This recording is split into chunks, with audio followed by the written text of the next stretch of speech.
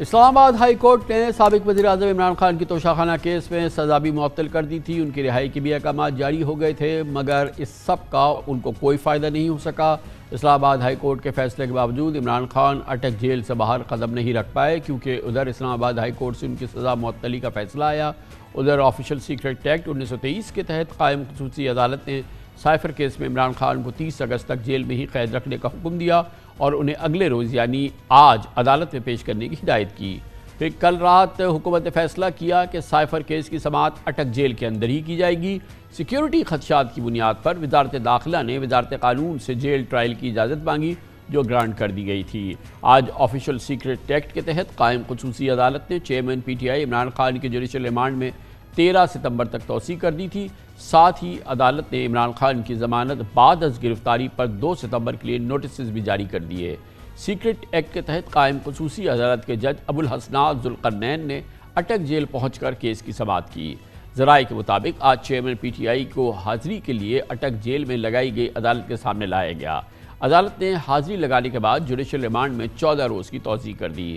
Chairman P T I کی legal team کی جانب سے 3 درخواستیں بھی دائر کی گئی تھی، جس میں چیئرمین پی ٹی آئی کی درخواست ضمانت، وزارت قانون کا جیل ٹرائل کا نوٹیفیکیشن غیر قانونی قرار دے کے کل عدم قرار دینے کی تجویز پیش کی گئی تھی، ریکویسٹ کی گئی تھی، اور اوپن کورٹ میں ٹرائل کرنے کی بھی درخواست دی گئی۔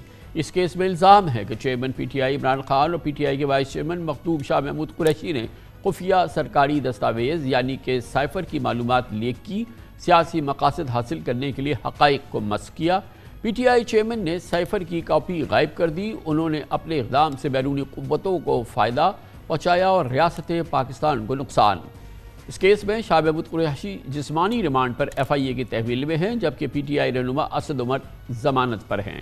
اس موضوع پہ بات کرتے ہیں، اس کے لیے ہمارے ساتھ موجود ہیں ممتاز قانون دان اور جناب عمران خان کے وکیل اس پورے معاملے میں جناب سلمان صفدر ہمارے ساتھ موجود ہیں۔ بہت بہت شکریہ سلمان صفدر صاحب۔ یہ بتائیے گا کہ آج کی جو ڈیولپمنٹس ہیں اور کل رات کی جو ڈیولپمنٹس ہیں، اس سے ایک بات تو بہرحال ثابت ہو رہی ہے کہ عمران خان صاحب کی رہائی مستقبل قریب میں تو ناممکن ہے، اس کے تو کوئی آثار نہیں دکھ رہے۔ دیکھیے جی، ایبسلیوٹلی یہ آپ نے درست فرمایا۔ جیسے ہی کل یہ سزا سسپینڈ ہوئی، بلکہ اس سے کچھ دن پہلے سے ہی ہمارے کنسرنز چل رہے تھے کہ خان صاحب کو کسی نہ کسی اور مقدمے میں گرفتار کر کے تو ان کی جو جیل میں ان کی حراست ہے اس کو جو ہے وہ مزید ایکسٹینڈ کیا جائے گا۔ تو یہی ہوا کل اچانک۔ ایک تو جیسے ہی سزا سسپینڈ ہوئی توشاخانہ کیس میں، اس کے 2 گھنٹے بعد یہ انفارمیشن آ گئی کہ عمران خان صاحب کو سائفر کیس میں اریسٹ کر لیا گیا ہے۔ رات کو 9 بجے کے قریب نوٹیفیکیشن آیا، جس کا بھی آپ نے ذکر کیا، کہ سیکیورٹی خدشات کی بنا پر ان کا جیل ٹرائل ہو رہا ہے۔ تو ایک تو یہ بڑی کنسرننگ بات ہے کہ تقریباً 1 سال عمران خان صاحب اسلام آباد، لاہور، تقریباً 150 سے اوپر مقدمات، 200 کے قریب پیشیوں میں روزانہ کے حساب سے وہ پیش ہوتے رہے۔ وہ بارہا کہتے رہے سیکیورٹی خدشات ہیں، مگر کبھی اس پر کان نہیں دھرے گئے اور ان کو وہ خود سے ارینجمنٹس کر کے عدالتوں کے روبرو پیش بھی ہوتے تھے، اور اس دوران کوئی خدا نخواستہ کوئی ایسا واقعہ بھی نہیں ہوا کہ سیکیورٹی بریچ ہو۔ جب اسلام آباد ہائی کورٹ یہ جو سائفر کا کیس ہے، یہ اگر جوڈیشل کمپلیکس جو G11 میں ہے، وہاں دہشت گردی کی بھی کورٹ ہے، سب سے سیکیور کورٹ یہ ہے، تو میں اس بات پہ بہت حیران ہوں کہ ایسی کیا ضرورت آن پڑی کہ اس کو راتوں رات جیل ٹرائل کر کے آج وہاں پر کیس کیا گیا۔ جیل ٹرائل اس لیے نہیں ہو رہا کہ آفیشل سیکرٹس ایکٹ کا معاملہ ہے، جیل ٹرائل اس لیے ہو رہا ہے کہ عمران خان کی سیکیورٹی کے خدشات ہیں۔ تو جب کبھی جیل ٹرائل ہوتا ہے وہ ان لوگوں کا ہوتا ہے جو کوئی ہارڈ اینڈ ڈیسپریٹ کرمنلز ہوں، کوئی دہشت گرد ہوں، یا سوسائٹی کے لیے جن کو آپ خطرہ سمجھیں، نہ کہ جیل ٹرائل ان کا ہوتا ہے جس کو خود سے سیکیورٹی خدشات لاگو ہوں۔ تو یہ بتائیے گا سلمان صفدر صاحب کہ اب یہ تو گرفتاری ہو گئی، جوڈیشل ریمانڈ ہو گیا، اب کیا نیکسٹ پروسیس ہوگا؟ اب ڈیورنگ جوڈیشل ریمانڈ کیا خان صاحب کو انٹیروگیٹ کیا جائے گا، اور اس کے بعد اس کے کیا مراحل ہیں؟ کیونکہ یہ آفیشل سیکرٹ ایکٹ ہے، اس کے بعد یہ چالان وغیرہ پیش ہوگا، پھر ٹرائل شروع ہوگا، کیا نیکسٹ فیو سٹیپس کیا ہوں گے؟ دیکھیں، آج جو سب سے بڑا انکشاف، اور ہم حیران رہ گئے اس بات پہ، اور میرا خیال ہے آپ ٹی وی چینلز کو بھی، میڈیا کو بھی، وکلاء کو بھی، کورٹ کو بھی جس بات کا علم نہیں تھا کہ عمران خان صاحب کو سائفر کیس میں 15 اگست سے گرفتار کیا ہوا ہے اور 16 اگست کو ان کی جو فزیکل ریمانڈ ایف آئی اے نے مانگا ان کو پروڈیوس کیے بغیر، جس کو جج صاحب نے ریجیکٹ کیا اور ان کو جوڈیشل بھیج دیا۔ تو یہ بات کتنی کنسرننگ ہے کہ 15 اگست سے وہ سائفر کیس میں اریسٹ ہیں اور 16 کو کچھ پروسیڈنگز ہوئی جس کا نہ ان کی ڈیفنس کی ٹیم کو پتہ ہے۔ بلکہ بہت حیران کن بات میں آپ کو بتانا چاہوں گا کہ میں نے آج عمران خان صاحب سے جو میری میٹنگ پہلی دفعہ ہوئی ہے جب سے وہ اٹک جیل گئے ہیں، میں نے کہا آپ کو کب پتہ لگا ہے کہ آپ اس کیس میں اریسٹڈ ہیں؟ انہوں نے کہا مجھے تو پتہ ہی نہیں ہے کہ میں اریسٹڈ ہوں، نہ مجھے کسی نے انٹیروگیٹ کیا، نہ مجھے کسی نے انویسٹیگیٹ کیا۔ تو یہ جو ایلیگیشنز ہیں آفیشیل سیکریٹس ایکٹ کے جو سیکشن 5 اور 9 کی اپلیکیشن ہے، یہ کامران صاحب اگر آپ اس قانون کو دیکھیں تو یہ 1923 کا قانون ہے، بہت پرانا قانون ہے اور یہ آرمڈ فورسز کی لیے یہ استعمال ہوتا ہے۔ یہ کوئی سپائنگ کے چارجز پہ، کوئی کسی اینمی اسٹیٹ کے ساتھ کسی کا کوئی تعاون ہو، جیسے یہ کیسز، یہ کلبھوشن یادو ٹائپ جو کیسز ہیں یا ابھی نندن کا کوئی کیس ہو، وہ اس میں ٹرائی ہو سکتا ہے۔ یہ پاکستان کے فورن منسٹر اور پرائم منسٹر کی پروسیکیوشن آفیشیل سیکریٹس ایکٹ میں ہونا یہ بڑی انفارچونیٹ ہے جی۔ تو یہ بتائیے گا کہ آپ نے جیسے کہا کہ آپ کی آج ملاقات ہوئی خان صاحب سے اور پہلی ملاقات تھی، کیا گفتگو ہوئی، کیسا مورال ہے ان کا؟ میں نے ان کا مورال تو ایز ایکسپیکٹڈ بڑا زبردست پایا، اور وہ بھی میں ایکسپیکٹ کر رہا تھا کہ ان کی بڑی ہوئی داڑھی ہوگی، جو کہ انہوں نے مجھے بتایا کہ وہ تھی۔ وہ کل ان کو پہلی دفعہ کچھ چیزوں تک رسائی ہوئی، جس میں ایک آئینہ بھی تھا جس کی مدد سے انہوں نے اپنی شیو کی، اور ساتھ ہی ساتھ میں وہ اس بات پہ بڑے خوش تھے کہ آج ان کو پیپر اور پینسل مل گیا، اور جو کتابیں وہ پڑھے ہیں پاکستان کی پولیٹیکل ہسٹری اور اس خطے کی پولیٹیکل ہسٹری پہ کچھ وہ اپنے نوٹس لینا چاہتے تھے اس پر، اور وہ جو قرآن پاک پڑھے ہیں اس میں سے وہ جو کچھ ایکسٹریکٹس جو وہ اپنے نوٹس کا حصہ بنانا چاہتے ہیں، ان کے پاس پین اور پیپر نہیں تھا، جس پہ آج وہ اس بات پہ بہت ایکسائٹڈ تھے کہ مجھے پین اور پیپر مل گیا ہے۔ تو ویسے اوورآل ہیلتھ کیسی ہے؟ ویسے تو وہ ماشاءاللہ بہت ہیلدی اسپورٹس مین ہیں، پرسنالٹی ہیں، فٹ رہتے ہیں، اور اپنی فٹنس کے لیے کیا کر رہے ہیں وہ؟ دیکھیں، میں نے ان کو بڑی ہائی اسپرٹس میں پایا ہے، کچھ میں نے ان کو کمزور پایا ہے۔ انہوں نے اپنے کمرے کے متعلق تو یہی بتایا ہے کہ فیسلٹیز کوئی نہیں ہیں، صرف ایک تبدیلی آئی ہے کہ جو واش روم کی دیوار تھی جو 3 فٹ تک تھی، اس کو تھوڑا سا اوپر کر دیا گیا ہے تاکہ تھوڑا سا پردہ رہ جائے۔ کیمرہ سامنے جو ہے وہ بدستور قائم ہے۔ کھانے پینے میں انہوں نے کہا اور رہنے میں پہلے ایک ہفتے مجھے بہت دقتیں تھیں، مگر اب میں ایڈجسٹ کر گیا اور میں کمفرٹیبل ہوں۔ وہی واش روم ہے، وہی کمرہ ہے چھوٹا سا، اور وہی فیسلٹیز ہیں، اس میں کوئی تبدیلی نہیں آئی۔ وہ باہر نکل کے واک وغیرہ کر سکتے ہیں یا کچھ چھوٹا موٹا وہ ورک آؤٹ کر لیتے؟ یہ میں نے ان سے پوچھا، انہوں نے کہا کہ بالکل سامنے ایک چھوٹا سا جو ٹہلنے کے لیے ایک سیکشن ہے، وہ اراؤنڈ دا کلاک لوگوں کی ڈیوٹیز ان پر لگی ہوئی ہیں، اور وہ اس میں ہلکی پھلکی جو واک اور ٹہل لیتے ہیں جی، یہ انہوں نے بتایا۔ مگر اوورآل وہ ایکسپیکٹ کر رہے تھے کہ ان کی امپریزنمنٹ کسی نہ کسی سٹیج پر ہوگی۔ کب تک آخر بھاگا جا سکتا ہے ان مقدموں سے؟ 150 مقدمے تھے، 1 سال سے دوڑ لگی ہوئی تھی۔ وہ ایک کھڈا کھودا جاتا ہے، وہ توشہ خانہ کا ریفرنس ہے، اور جب آپ اس کھڈے میں گرتے ہیں تو ضمانت ہوتے ہوتے پھر مزید کچھ کھڈے کھودے ہوئے، جیسے آپ نے بھی کہا کہ جلدی باہر آتے ہوئے ان نیئر فیوچر تو ہم لگ رہا ہے ہمیں دقتیں تو ہیں، مگر قانونی ٹیم جو ہے وہ ان کی وہ اپنا کام کر رہی ہے۔ گویا اچھا، ایک جو آپ نے انٹرسٹنگ بات کی، کیونکہ اس سے پہلے خبریں تھی کہ وہ ان شیون ہیں، انہوں نے ظاہر ہے کہ بیئرڈ ان کی آ گئی ہے، جو کہ کبھی ہسٹری میں ان کی کبھی بھی وہ ان شیون نظر نہیں آئے، اس معاملے میں تو بڑے وہ اسمارٹ شخصیت ہے۔ تو اب ان کو کیونکہ وہ مل گیا ہے ان کو ریزر وغیرہ، تو انہوں نے شیو کر لیا، now he is again a clean shaven man. Exactly جی، آئی واز ایکسپیکٹنگ کہ میں ان کو دیکھوں گا تو شاید پہچان نہ پاؤں۔ انہوں نے کہا اگر آپ مجھے کل دیکھتے تو آپ مجھے نہ پہچان پاتے۔ آج میرا سٹیٹس، میری ضمانت ہونے کے بعد میں اب دوبارہ ایک انڈر ٹرائل پریزنر ہوں، اور اس پہ میری انٹائٹلمنٹ اور جو میرے پریولیجز ہیں اور میرے رائٹس وہ تھوڑے سے تبدیل ہوئے ہیں، جس میں ایک آئینہ بھی آ گیا ہے، ریزر بھی مل گیا ہے، اور ساتھ ہی ساتھ میں ایک قلم اور ایک پیپر بھی مل گیا ہے، اور وہ اس بات پہ کافی ایکسائٹڈ تھے۔ یہ بتائیے کہ آج میں نے کہیں میڈیا میں خبریں دیکھی کہ آج ان کی اپنی سسٹرز سے اور اپنی اہلیہ سے بھی ملاقات ہوئی ہے. اس کے ساتھ کنیکٹڈ یہ بات سامنے آئی کہ پرہیپس ان کی سسٹرز نے ان سے بات کی کہ وہ موو کریں کسی مڈل ایسٹرن کنٹری کے اندر اور کسی ایگریمنٹ کے تحت جو ہے وہ چلے جائیں یا وہ ملک چھوڑ دیں. Anything to that effect آپ نے کہیں سے سنی ہو کوئی بات؟ دیکھیں یہ بات تو 2-3 مہینوں سے آن دا ٹیبل تھی. یہ تو ہر کسی کا اپنا پرسنل ڈیسیجن ہوتا ہے. Family pressure, peer pressure from the friends, یہ ہمیشہ رہتا ہے اور یہ ٹیمپٹنگ آفرز بھی ہمیشہ ٹیبل پہ رہتی ہیں.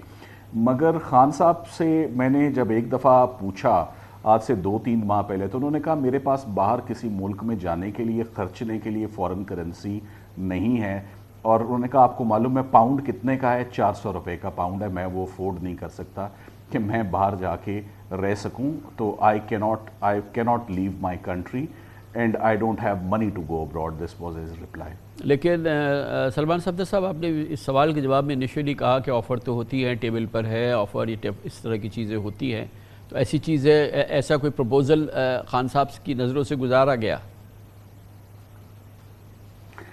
دیکھیں not that I know of, مجھے پرسنلی کوئی ایسی انفارمیشن نہیں ہے، مگر یہ آفرز ہمیشہ دی جاتی ہیں.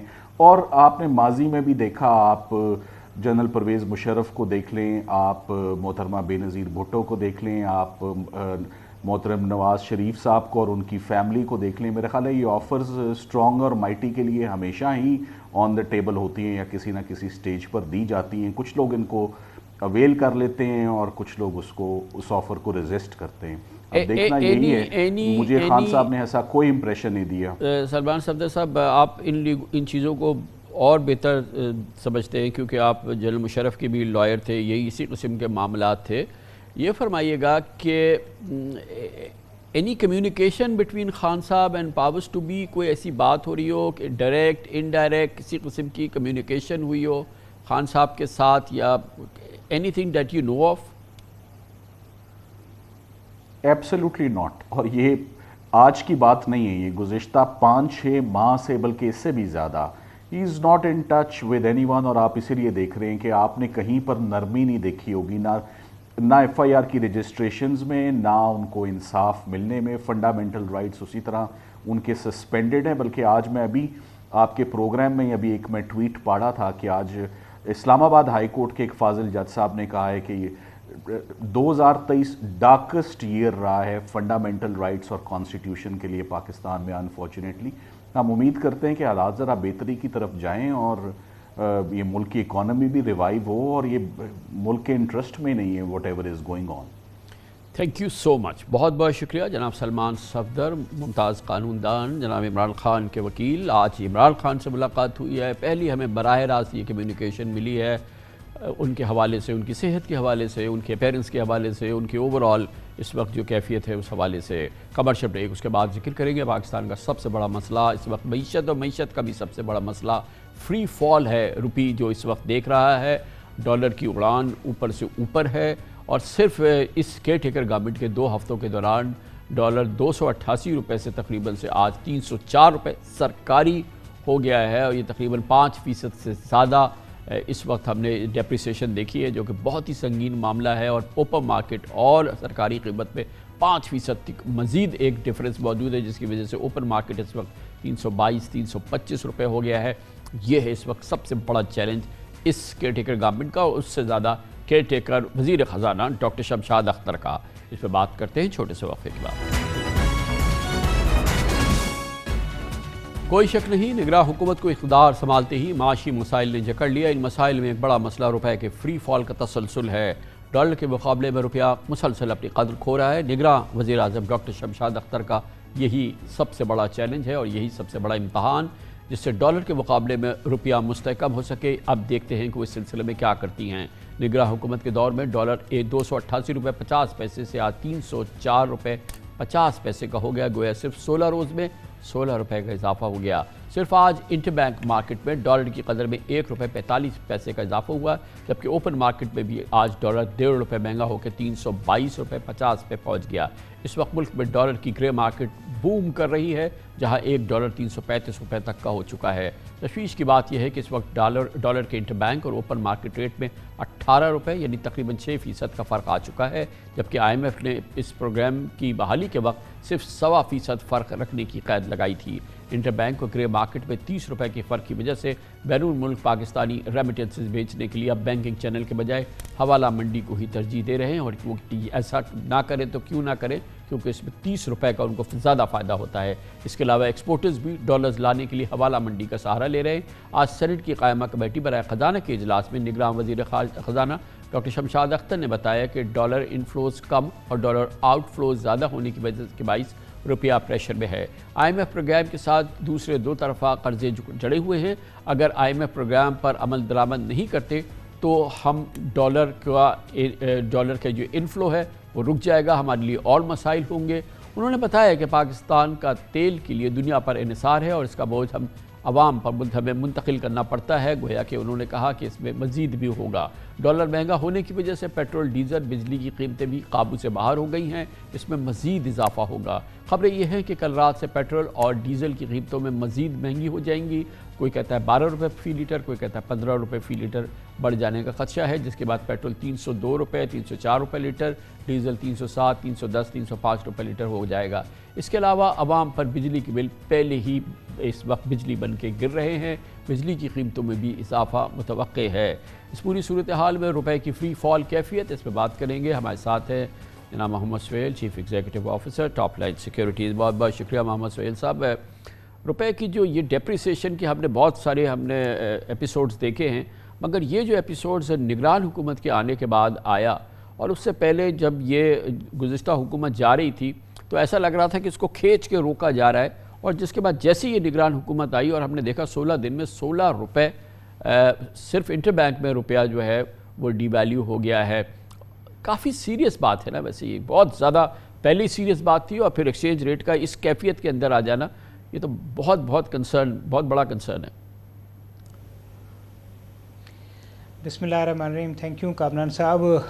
بالکل کنسرن تو ہے، اور جب یہ نگراں حکومت آئی تھی تو ہماری بھی توقعات یہ تھیں کہ جو پچھلی حکومت نے تھوڑا بہت اس کو مینج کیا ہوا تھا 285 286 پہ، وہ شاید 300 ہو جائے، کیونکہ پچھلی حکومت میں ہی 1-2 دن کے لیے وہ 300 کے قریب پہنچا تھا، مگر اب وہ 304 305 ہو گیا ہے۔ اور جس طرح آپ نے اپنے انٹروڈکشن میں بتایا کہ 16 دن میں ₹16 گر گیا ہے، تو اب اس کا امپلیکیشن یہ ہوئی ہے کہ جو اسپیکولیٹر ہے یا جو ہولڈر ہے، جس کے پاس بہت پیسہ ہے، پاکستان میں کرنسی ان سرکولیشن 9,000 ارب ہے، وہ اپنا پیسہ بینک میں نہیں رکھتا جہاں پہ بہت اچھا ریٹرن ہے، تو وہ اپارچونٹی دیکھ رہا ہوتا ہے کہ مجھے کوئی پروفیٹیبل ایونیو مل جائے۔ تو اطلاعات یہی ہیں کہ جو اوپن مارکیٹ میں اور جو گرے مارکیٹ ہے جس کا آپ نے ذکر کیا، جو انڈاکیومنٹڈ ہے، اس میں یہ جو کیش اکانومی والے لوگ ہیں وہ خریداری کر رہے ہیں، اور وہ بڑے خوش ہیں کہ ہر دن کا ان کو ₹1 مل رہا ہے۔ تو یہ بڑی کنسرن کی بات ہے، یہ سیٹ بیک ہے،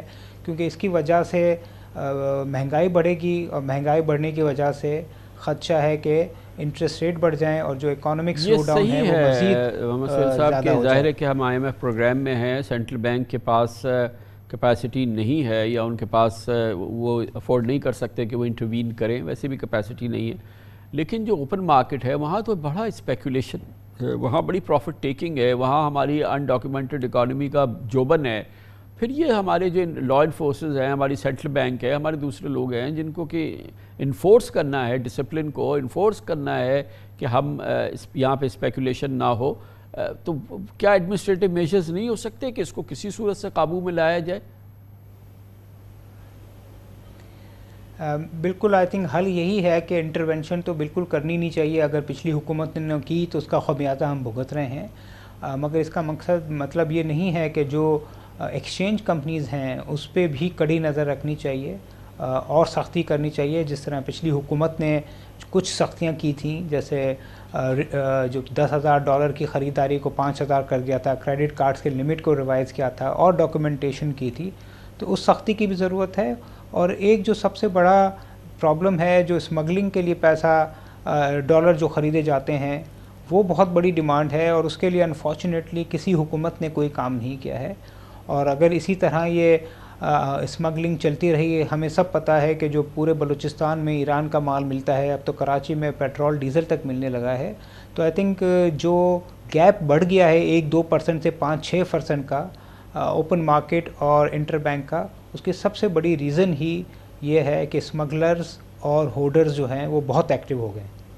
अब एक चीज़ ठीक है, जो हमारी कैफियत है इनफ्लोज़ और आउटफ्लोज़ की, वही रिप्रेजेंट करती है जो हमारी इंटरबैंक की जो सूरत हाल है। मगर ये जो गैप है जिसमें कि ग्रे मार्केट और ओपन मार्केट का गैप जो है वो 30 रुपये के करीब है इस वक्त हमारी इंटरबैंक से, इसका एक जो सब डेवस्टेटिंग जो इम्पैक्ट है वो तो ज़ाहिर है ये है कि हमारे रेमिटेंसेस बिल्कुल मर जाएंगे और वो एक बहुत बड़ा हमारे लिए सेटबैक होगा। फिर एक्सपोर्ट्स भी, एक्सपोर्टर रोक लेते हैं, ये सारी चीज़ें जो है, तो इस गैप को कम करना कितना ज़रूरी है। फिर इसमें एक और चीज़ है, IMF की हमारे पास रिस्ट्रिक्शन है 1.25% की, तो ये गैप जो है तो एक क्राइसिस की सूरत हाल हो गया है ना। अब ये जो 30 रुपये का फ़र्क आ गया है ओपन मार्केट और इंटरबैंक में।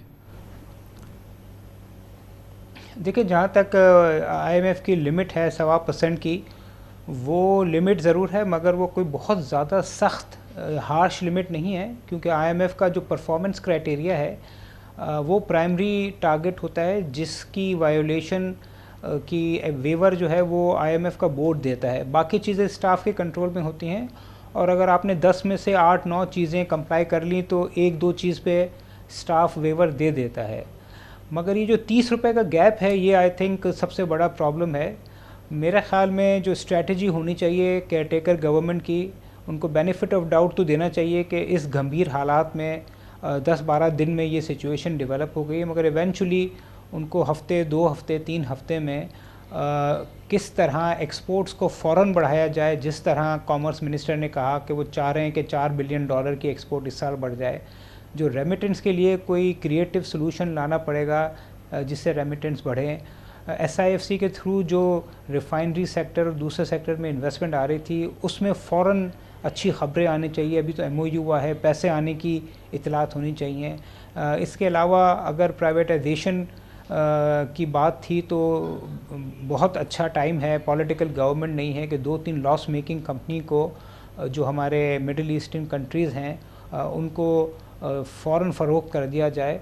और last but not the least कुछ और भी स्टेप्स लेने पड़ेंगे, जिस तरह रोशन डिजिटल अकाउंट्स में जो टर्म फाइनेंस या जो इन्वेस्टमेंट होती है उसका रेट जो है अभी भी जो पाकिस्तान का रिस्क है उसके हिसाब से बहुत कम है। तो अगर उसको भी बढ़ा दिया जाए तो थोड़ा बहुत पैसा जो 100-150 मिलियन आता है वो हो सकता है $200 मिलियन। बहुत बहुत शुक्रिया। अब जनाब मोहम्मद सुहेल हमारे साथ थे। कमर्शियल ब्रेक, इस दौरान न्यूज़ हेडलाइंस देखें, जिसके बाद अपने प्रोग्राम के बाकी हिस्से के साथ वापस आएंगे।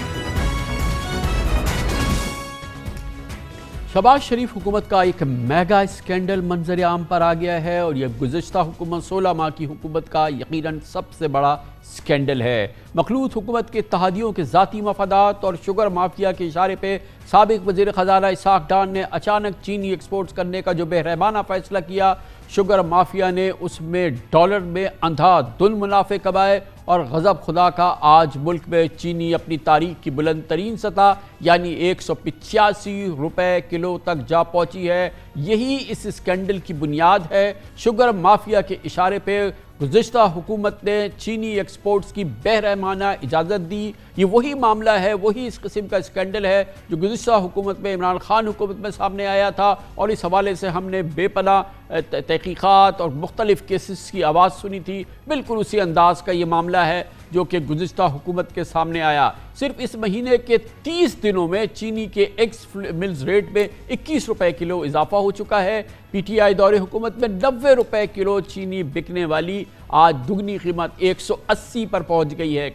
वो 90 और आज 180 की ये चीनी की कीमत हो गई है। गरीबों के लिए तबाही का सामान है जो इस हुकूमत के इस फैसले की नतीजे में पैदा हुआ। खदशा है कि अब मुल्क में चीनी इंपोर्ट किए जाने के बाइस 220 रुपये किलो तक पहुंच सकती है। हमने एक्सपोर्ट कर दी अपनी चीनी और अब अपने इस्तेमाल के लिए हम चीनी इंपोर्ट करेंगे। गोया पहले चीनी एक्सपोर्ट करके फ़ायदा हासिल कर लिया गया, फिर चीनी गायब करके महंगी की गई और ये सब शुगर माफिया ने किया और अब चीनी इंपोर्ट करके नाजायज़ मुनाफा कमाया जाएगा। قرائن۔ شواہین موجود ہیں کہ زرداری صاحب نے چینی کی ایکسپورٹ کا مشورہ دیا تھا، شہباز شریف نے اس مطالبے کو جائز قرار دیا تھا اور ECC میں اسحاق ڈار نے اس اسکیم پر منوعن عمل کرایا تھا۔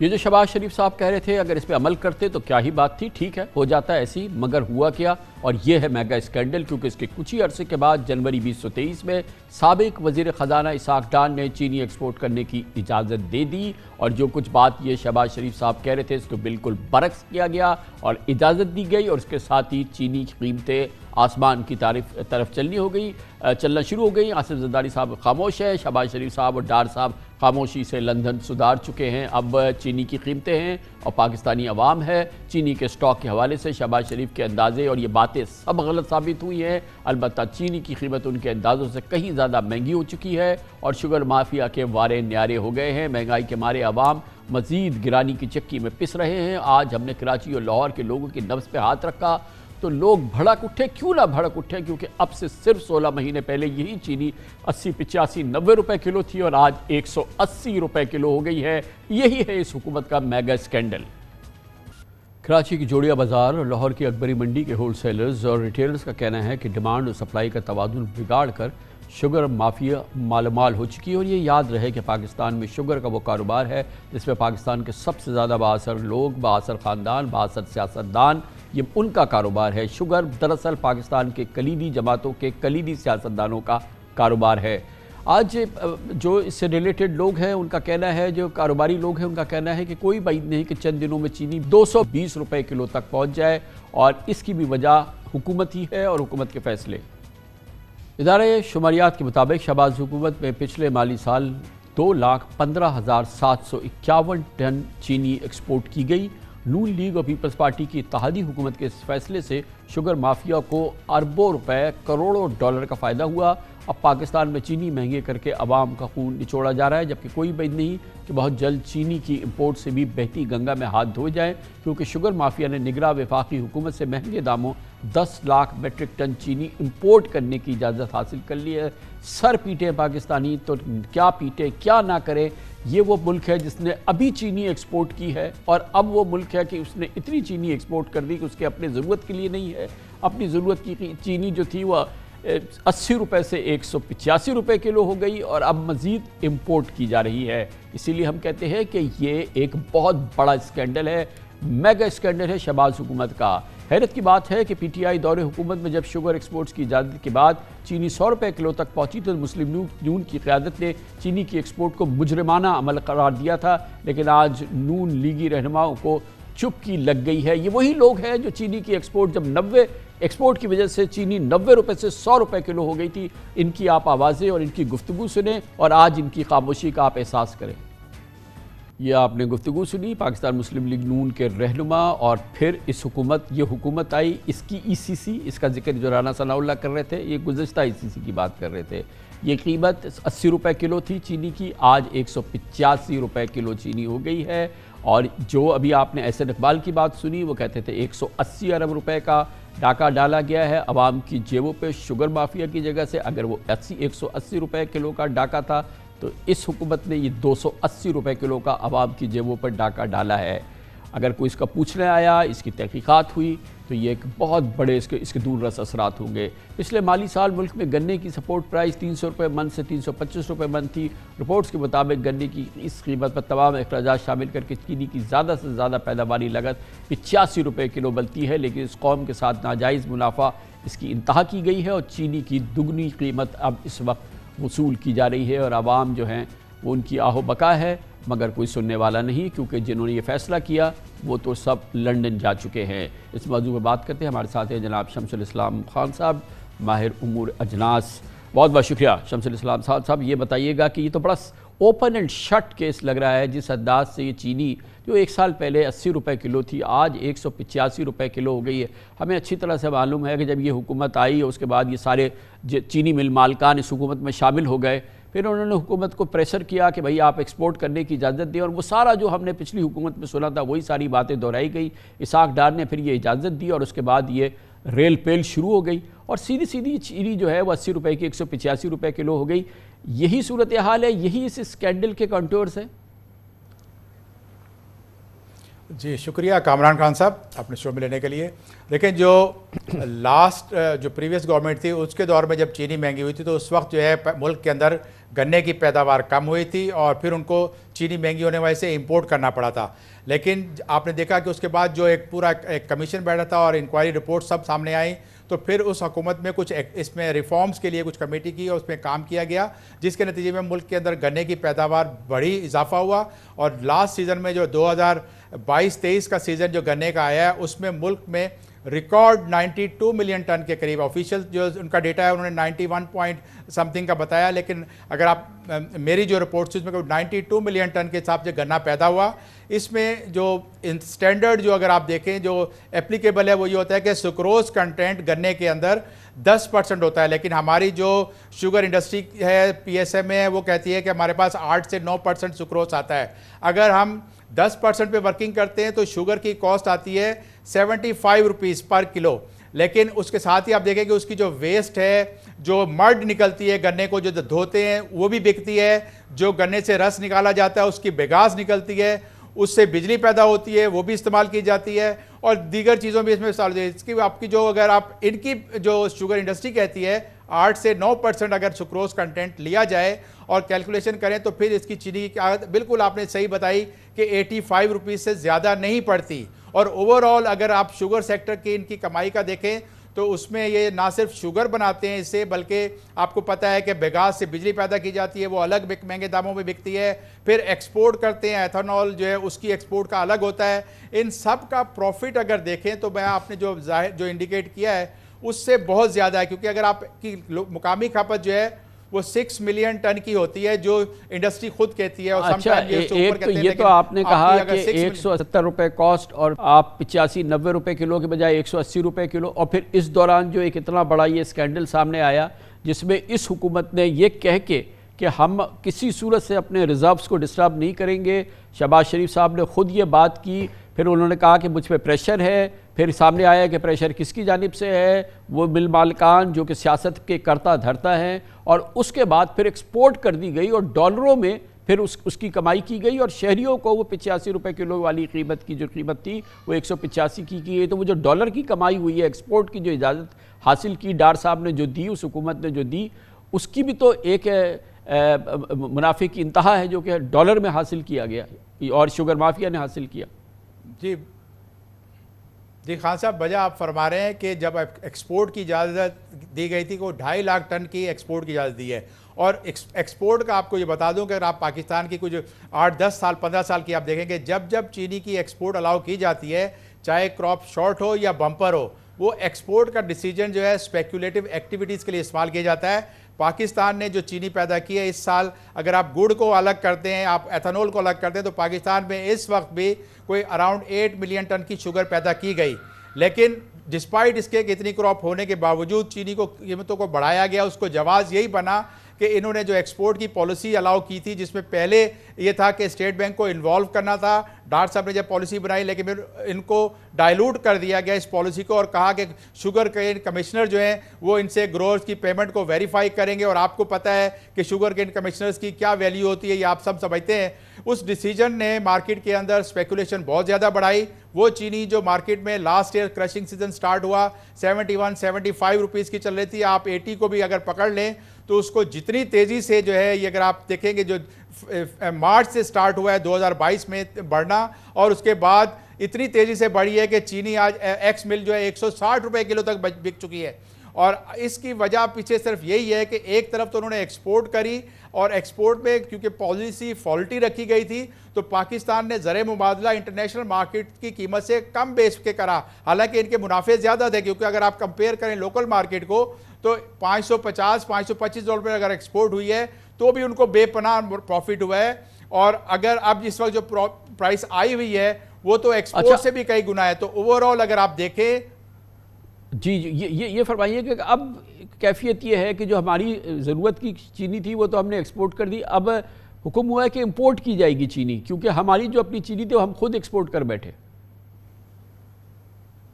دیکھیں یہ سب سے بڑی حماقت ہوگی. پاکستان اس وقت انٹرنیشنل مارکیٹ میں لائف جو لنڈن فیوچر ہے وہاں آج کی پرائس جو ہے وہ 736 ڈالر کی پرائس ہے ایف او بی. اگر آپ اس کو CNF لیتے ہیں تو آپ کے پاس کچھ $750 کی پاکستان میں آئے گی، جس کا مطلب یہ ہے کہ آپ کو چینی اگر ڈالر کا ریٹ 305 پہ اگر رہتا ہے اگلے مہینے تک اور جب تک یہ LC پروسیس سٹارٹ ہوتا ہے تو وہ چینی آپ کو $225 کی پڑے گی۔ یہ وہی بات ہو رہی ہے کہ پہلے چینی سستی ایکسپورٹ کر دی گئی، اس کے بعد اب مہنگی ایکسپورٹ کی جب امپورٹ کی الاؤ کریں گے تو اس ٹینڈر سے ہی چینی کی مقامی قیمت میں بہت زیادہ اضافہ کیا جائے گا اور پھر جسٹیفائی کریں گے کہ انٹرنیشنل مارکیٹ بہت ہائی ہے اور حکومت نے امپورٹ اس پہ پرائس پہ کی ہے تو یہ اس کو جسٹیفائی کریں گے۔ یہ ایک ونڈ فال پروفٹ، یہ جیک پاٹ ان کا لگا ہے اور جتنا نفع آج سے پہلے ہوا اس سے کئی گنا زیادہ گیا ہے۔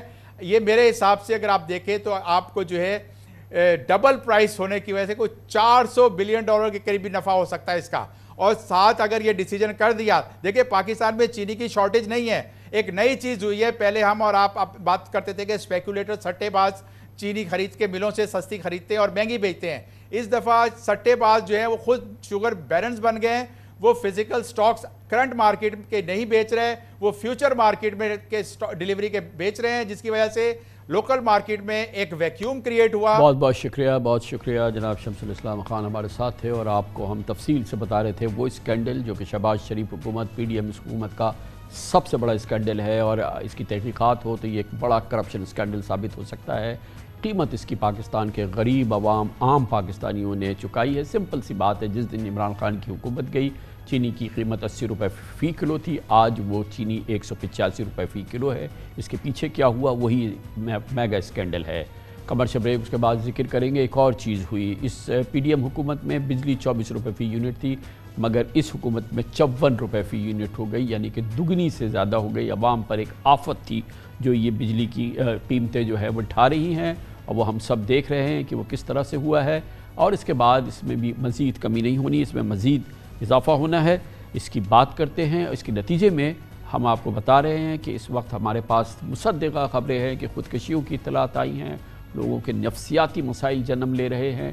پوری پاکستانی قوم اس مہنگائی سے اس سے پوری طرح سے متاثر ہوئی ہے۔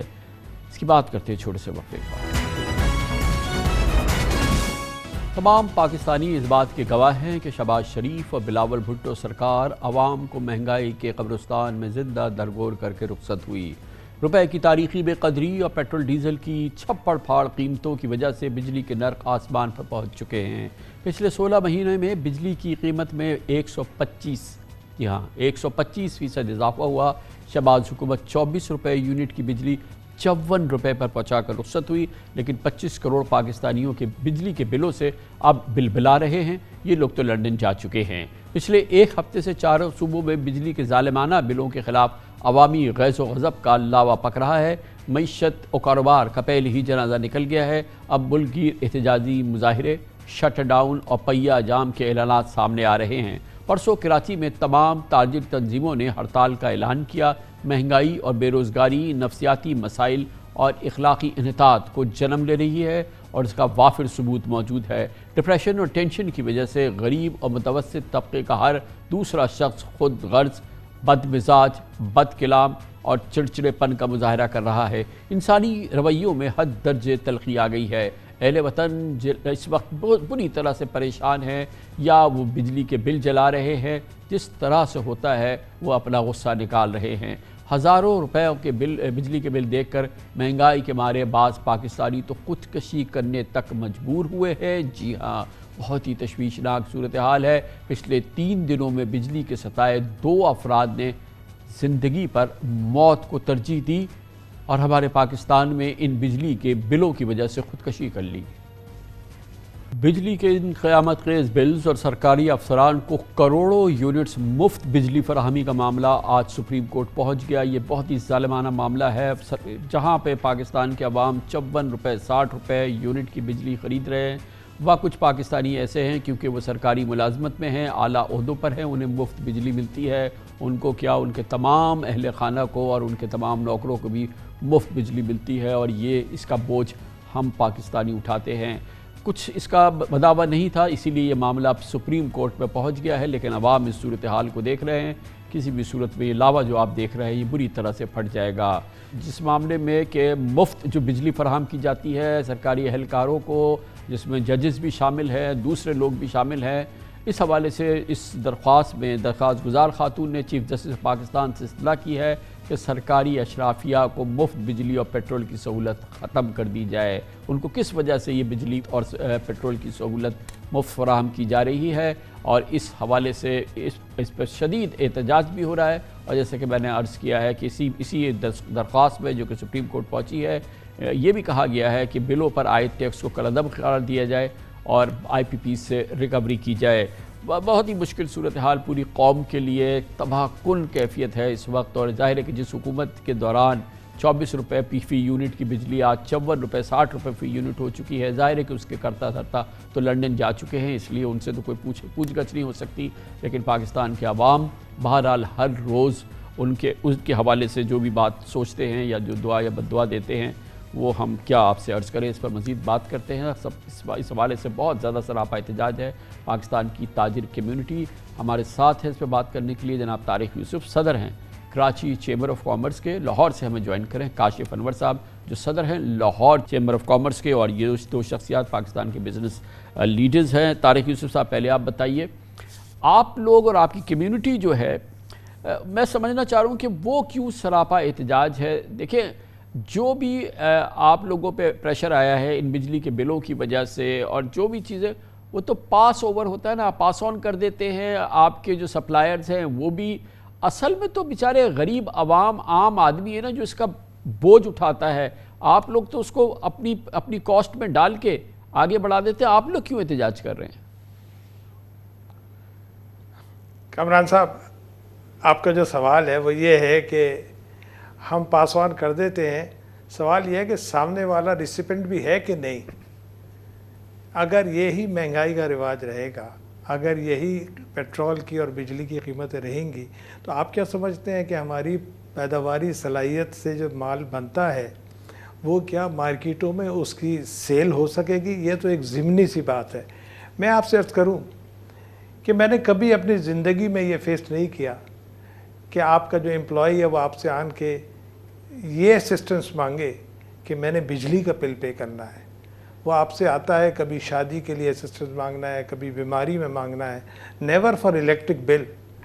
آپ خود اندازہ لگائیں کہ اگر 200 یونٹ کو آپ کم سمجھتے ہیں اور 300 یونٹ کو نارمل سمجھتے ہیں تو 60 روپے کے یونٹ پہ 300 یونٹ کے 18,000 روپے بنتے ہیں. کیا کوئی عام آدمی یہ 18,000 روپے کا بجلی پے کر سکتا ہے؟ اور کیا اس کی فیملی جو ہے اس میں سروائیو کر سکتی ہے؟ آپ نے بہت ہی نیچرل سوال ہے آپ کا. بالکل میری بات سمجھ میں آ رہی ہے. کاشف انور صاحب یہ بتائیے گا کہ کیا کانسیکوینس کیا ہوں گے؟ لاہور چیمبر آف کامرس ہے، پاکستان کا نرو سینٹر ہے. آپ لوگ بتائیے کہ یہ جو کاسٹ آف ڈوئنگ بزنس ہے، یہ جو اس وقت ہمارے یہاں انفلیشن ہے، جو مہنگائی ہے، جو بجلی کی پرائسز ہیں، جو ابھی ہم دیکھ رہے ہیں کہ آٹا چینی جو ہے وہ ناقابل یقین حد تک مہنگا ہو چکا ہے اور مہنگائی ہے. اب اس کے کاروبار پہ، بزنس پہ اور تمام جو ہماری کمرشل ایکٹیویٹی ہے اس پہ کیا اثرات ہوں گے؟ اب کیا ہم کس طرف بڑھیں گے؟ دیکھیں بہت ہی نیگیٹو امپیکٹس ہوں گے. الٹیمیٹلی جب ہم بار بار یہ کہتے ہیں اگر ہم نے اپنی ایکسپورٹ کو بڑھانا ہے، اگر ہم نے اپنی امپورٹ کو کم کرنا ہے تو ہمیں اپنی کاسٹ آف ڈوئنگ بزنس کو کم کرنا ہے. اور جب آپ کی کاسٹ آف ڈوئنگ بزنس ہی بڑھتی جائے گی، آپ کی گیس کی پرائس، آپ کی بجلی کی پرائس، آپ کی یوٹیلیٹی پرائسز بڑھتی جائیں گی تو ہم کمپیٹ کیسے کریں گے؟ پھر اس کا مطلب ہے کہ اگر ہماری ریچ میں نہیں رہے گی اور انڈسٹری بند ہوتی جا رہی ہے، آپ کی ان امپلائمنٹ ہوتی جا رہی ہے، آپ کے لا اینڈ آرڈر کی پوزیشن خراب ہوتی جا رہی ہے، تو میں نہیں سمجھتا کہ ہم انڈسٹری کو چلا سکیں گے. اور انڈسٹری تو چلیں چھوڑ دیں، آپ کے جو ٹریڈرز ہیں، آپ کے جو سروس پرووائڈرز ہیں، وہ اس بجلی اس کاسٹ کو نہیں بیئر کر سکتے. آپ کا 22% پہ آپ کا انٹرسٹ ریٹ ہے، آپ کا 22% پہ سیلز ٹیکس ریٹ ہے، آپ کا 35% پہ آپ کا انفلیشن کا ریٹ ہے. اور ابھی یہ ایکسپیکٹ کیا جا رہا ہے کہ آپ کا جو انٹرسٹ ریٹ ہے وہ 2 سے 3% اور بڑھ جائے گا. تو میں ذاتی طور پہ یہ نہیں سمجھتا کہ ہم لیڈرز آف دا بزنس یہ چیمبرز ہم کیسے اپنی کمیونٹی کو منہ دکھائیں کہ ہم کیا کریں، کیونکہ ہم تو اسٹیک ہولڈرز ہیں. کمیونٹی ہمارے پاس آ کے یہ کہتی ہے کہ جی آپ آواز اٹھائیں، آپ اس کو ٹھیک کرائیں. ہمارا تو کام ہے آواز کو اٹھانا، گورنمنٹ کو بتانا کہ بھائی اگر آپ اس کو نہیں سنبھالیں گے تو یہ ہماری انڈسٹری بند ہو جائے گی، ہمارے ملک کے حالات خراب ہو جائیں گے. ہم اپنی ایکسپورٹ کو، یہ میں بہت واضح الفاظ میں کہہ رہا ہوں کہ کہ اگر اسی طرح سے پرائسز بڑھتی رہی ہم اپنی ایکسپورٹ کو نہیں بڑھا سکیں گے. ایکسپورٹ کیا, ہم تو جو لوکل مارکیٹ کو جو آپ کو چیزیں چاہیے ہم وہ چیزیں پرووائڈ نہیں کر سکیں گی. And is only because of the devolution. میں سمجھتا ہوں کہ مدر آف آل یہ جتنے بھی جو پرابلمز ہیں یہ ڈیویلویشن ہے. ہم نے لاسٹ ٹائم بھی کہا تھا IMF کے ایگریمنٹ سے پہلے کہ ہمیں اپنی دیکھیں ہمیں ڈیکلریشنز دینی ہے ڈالرز کی, ہمیں منسٹریز اناؤنس کرنی ہے, لیکن اب ہمارے ہاتھ اس بری طرح سے بن چکے ہیں کہ ہم IMF کی مرضی کے بغیر کچھ بھی نہیں کر سکتے. لیکن یہ ایک ایسا ایشو بن گیا ہے کہ جس پہ ہم بھی پروٹیسٹ کر رہے ہیں. دیکھیں طارق یوسف صاحب یہ بتائیے گا کہ یہ جو ساری کیفیت ہے یہ ڈے ٹو ڈے بزنس میں کس طرح سے مینیفیسٹ کرتی ہے, کیسے عیاں ہو رہی ہے اور کیسے فرق آ رہا ہے کاروبار میں روزمرہ, کیونکہ کراچی چیمبر آف کامرس آپ کے ہاتھ میں نبض ہے پاکستان کی تجارت کی, کراچی کی ڈے ٹو ڈے تجارت کی, اور پورے ملک کے حوالے سے بہت ہی کلیدی کردار ہے. کس طرح سے یہ بدل رہا ہے پچھلے چند ہفتوں کے دوران ہی, خاص طور پہ جب یہ مہنگائی کمپلیٹلی آؤٹ آف کنٹرول ہو چکی ہے, خاص طور پہ بجلی اور پیٹرول اور ڈیزل وغیرہ کی قیمتوں کے بعد. کامران صاحب یہ سینیریو جو ہے نا اٹ از ایک کنٹینیوس پروسیس کے ساتھ چل ہی رہا ہے. گزشتہ سال نومبر سے پہلے جو ہمارے پاس ڈالر کی شارٹیج آئی تو پھر سپلائز کم ہونی شروع ہوئیں را مٹیریلز کی, اور را مٹیریل کی سپلائز کی وجہ سے لوگوں نے ملوں میں ریٹرنچمنٹ کیا. آج کراچی میں انڈسٹریل سیکٹر جو ہے وہ بہت زیادہ متاثر ہے, اور اس میں ملٹیپل فیکٹر ہیں, خالی ایک نہیں ہے. گیس کی شارٹیج, گیس کا lay off 2 days a week, بجلی کی بڑھتی ہوئی قیمتیں, ڈالر کی بڑھتی ہوئی قیمت, یہ سارے فیکٹرز جو ہیں نہ صرف یہ کہ ہماری انڈسٹریل گروتھ کو کم کر رہے ہیں بلکہ ہماری جو نارمل ٹریڈنگ ایکٹیویٹیز ہیں اس کو بھی کم کر رہے ہیں. اور ساتھ ساتھ ان سب کو اگر ہم جمع کریں تو ایک عام آدمی کی جو بائنگ پاور ہے وہ روز بروز گرتی چلی جا رہی ہے, وچ از اے ویری نیگیٹو سائن. یہ تمام ایلیمنٹس جو پہلے مینشن ہوئے, پاور, بجلی کی قیمتیں, یہ بیس ہے کسی بھی پروڈکٹ کی مینوفیکچرنگ کاسٹ کا.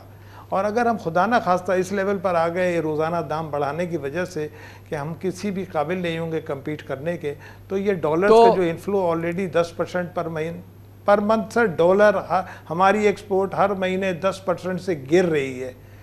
یہ جو ڈالرز ہیں یہ 30 ارب سے 28 پر آ گئے ہیں, 27 پر آ جائیں گے, 24 پر آ جائیں گے. اور طارق یوسف صاحب ابھی تو اس کا ایک آپ کو جو سب سے بڑا ڈیوسٹیٹنگ معاملہ نظر آئے گا وہ ریمیٹنسز کا, کیونکہ اب انٹر بینک اور جو ہماری اوپن مارکیٹ کا فرق ہو گیا 30 روپے. اب کون بینکنگ چینل سے بھیجے گا ریمیٹنسز؟ کاشف انور صاحب یہ بتائیے گا کہ یہ جو ہوا ہے پچھلے چند مہینوں میں, خاص طور پہ پچھلے 16 مہینوں کے دوران, وہ کون سے سیکٹرز ہیں جہاں پر آپ کو سب سے زیادہ ویزیبل امپیکٹ نظر آتا ہے؟ مجھے معلوم ہے کہ انڈسٹریز بند ہوئی ہیں, آٹو موبائل بند ہوئی ہے, اور بہت ساری انڈسٹریز کے اندر مسائل ہیں, لیکن جیسے لاہور چیمبر آف کامرس ہے, آپ کے اطراف اور بہت بڑے انڈسٹریل ایریاز ہیں, یہ سارے کچھ ہے. اگر میں آپ سے کہوں کہ سب سے زیادہ ویزیبل, سب سے زیادہ ظاہری طور پہ نظر آتا ہے, جہاں پر سب سے زیادہ تباہی ہوئی ہو ان حالات کی, وہ کون سے سیکٹرز ہیں؟ دیکھیں لارج اسکیل مینوفیکچرنگ کا جو سیکٹر ہے وہ سب سے زیادہ ڈسٹرب ہوا ہے, اور لارج اسکیل مینوفیکچرنگ سے ہی آپ کی SME چلتی ہے, اور اسی سسٹم کے تحت ہی نیچے پھر آپ کی امپلائمنٹ ہوتی ہے, اور اسی کے نیچے ہی آپ کا بینکنگ سیکٹر چلتا ہے. آپ کسی سیکٹر کو بھی اٹھا کے دیکھ لیں, وہ سیکٹر بری طرح سے ہرٹ ہوا ہے. اب الٹیمیٹلی آپ کا جب انٹرسٹ ریٹ اتنا بڑھ گیا تو آج تو فیزیبل ہی نہیں رہا بینک سے پیسے لینا. آج 25% پہ کون مارک اپ کے اوپر کام کرے گا, کون جا کر بینک سے پیسے مانگے گا؟ تو یہ آپ کا جو سوال ہے, میں تو سمجھتا ہوں کہ کوئی ایسا سیکٹر نہیں ہے. آپ SME کو دیکھ لیں, آپ لارج اسکیل مینوفیکچررز کو دیکھ لیں, آپ جس سیکٹر کو بھی اٹھا کے دیکھیں وہ ڈسٹربڈ ہے. آپ ٹیکسٹائل کو دیکھ لیں, جب آپ کی ایکسپورٹ نہیں ہوگی, جب آپ کی انڈسٹری نہیں چلے گی. اور ایک اور بات, جب پچھلے دنوں ہم نے 100% کیش مارجن کر دیا, آج بھی آپ کے جو کنٹینرز ہیں, آج بھی ہمارے جو امپورٹرز ہیں, آج بھی جو ہمارے انڈسٹریلسٹ ہیں, ان کی کنسائنمنٹس پورٹ کے اوپر پڑی ہیں, اور جس پہ ڈیمریج, ڈیٹینشن, پورٹ چارجز آ رہے ہیں, ان کو ڈاکومنٹس کلیئر نہیں ہو رہے. اور جو سب سے میں سمجھتا ہوں اس وقت جو سب سے بڑا مسئلہ ہے, ہم یہ کہتے ہیں ہم نے ایڈوانسمنٹ آف ٹیکنالوجی کی طرف جانا ہے, ہم نے نئی مشینری لانی ہے. میں تو بہت سے ایسی انڈسٹری کو جانتا ہوں کہ جن کی 4-5 ہزار ڈالر کی جو کنسائنمنٹس ہیں وہ پورٹس پہ رکی ہیں, ان کو بینکس ڈاکومنٹس نہیں دے رہے, تو ہم کیسے چلائیں گے؟ جب آپ $5,000-6,000 کے ڈاکومنٹس اور وہ کنسائنمنٹس کو کلیئر نہیں کریں گے تو ہم کیسے سمجھتے ہیں کہ ہمارا اکانومی کا پہیہ چلے گا؟ بہت بہت شکریہ جناب کاشف انور، صدر لاہور چیمبر آف کامرس، جناب طارق یوسف کراچی چیمبر آف کامرس کے صدر ہمارے ساتھ تھے، دونوں کراچی لاہور چیمبرز کی آپ نے سن لی اور ان کے ذریعے آپ کو اندازہ ہوا کہ پاکستان کا کاروبار تجارت کس بری طرح سے اس وقت دباؤ میں ہے، شاید اپنی تاریخ کے بدترین بحران سے گزر رہا ہے۔ کمرشل بریک، اس کے بعد ذکر کریں گے سپریم کورٹ میں بہت اہم کیس ہے، نیب قانون میں پچھلی حکومت نے ترامیم کی، اپنے تمام بڑوں کو زبردست فائدہ اٹھایا، پھر نیب قانون کو اس کے پرانے جو افلاطونی جو پاورز تھی اس کے ساتھ ریسٹور کر دیا۔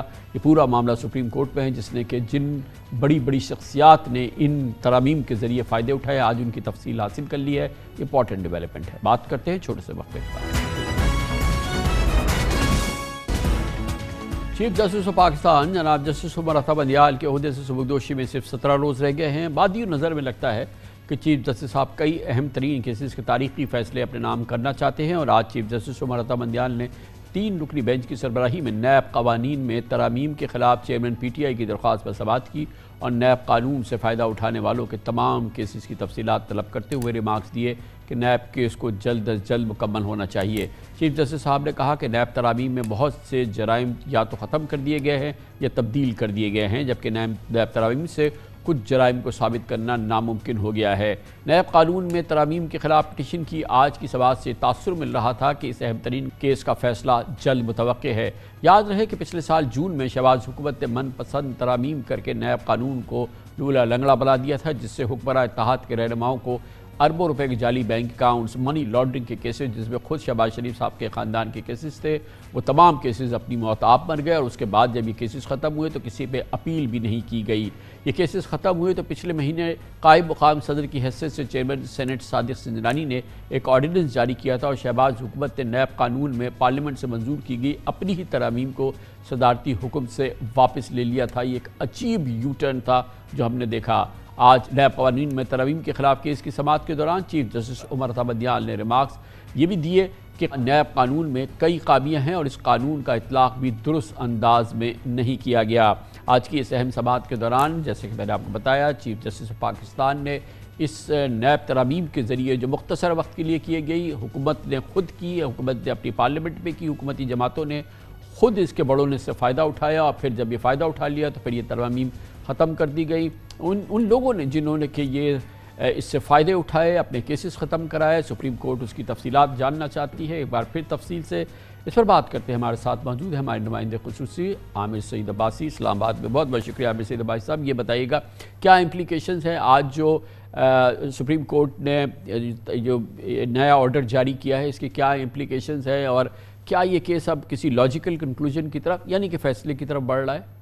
کامل صاحب، اس میں پہلے بھی سپریم کورٹ آف پاکستان اس کی تفصیلات مانگ چکی ہے، لیکن اب کیونکہ تمام جو نیب کے بیشتر مقدمات تھے، کیونکہ یا تو ان کو ختم کر دیا گیا یا ان کی حیثیت تبدیل کر دی گئی، تو اس میں اہم بات اس لیے ضروری ہے یہ نیا آرڈر، کیونکہ اس میں اب تمام تر تفصیلات مانگی گئی ہیں نیب سے کہ اپڈیٹڈ لسٹ دی جائے کہ کون کون سی وہ شخصیات ہیں جنہوں نے نیب قانون میں تبدیلی کر کے فائدے حاصل کیے، کن کن شخصیات کے کیسز ختم کیے گئے اور کن کن شخصیات کے کیسز کو ریٹرن کیا گیا۔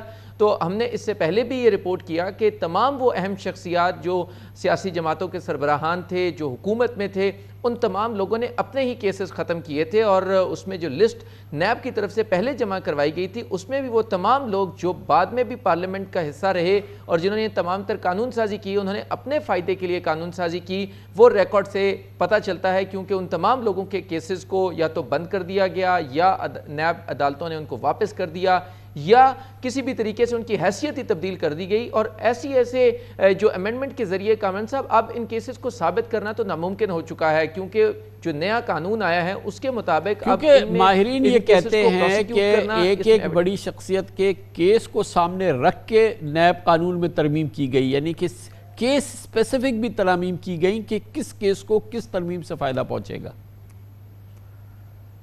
بالکل کامران صاحب، پرسن سپیسیفک لیجسلیشن اسے کہا جاتا ہے، کیونکہ ہم نے بہت سے اہم سیاسی شخصیات، اگر ان کا چیٹنگ پبلک ایٹ لارج کا کیس ہے اور ان کے خلاف 90 درخواستیں آئی ہیں، تو یہ کہا گیا کہ اگر کسی کے خلاف شکایت کنندگان کی تعداد 100 سے کم ہوگی تو ان کے خلاف کیسز جو ہے وہ پروسیکیوٹ یا اس میں نیب ایکشن نہیں لے سکے گا۔ اس کے ساتھ ساتھ 50 کروڑ کی جو حد مقرر کی گئی ہے اس پہ بھی آج عدالت نے سوال اٹھایا کہ کیا 50 کروڑ سے کم مالیت کی جو کرپشن ہے اس کو جائز قرار دے دیا گیا ہے، کیونکہ بہت سی سیاسی شخصیات کے جو کیسز تھے ان کی مالیت جو ہے وہ 50 کروڑ روپے سے کم مالیت کی تھی۔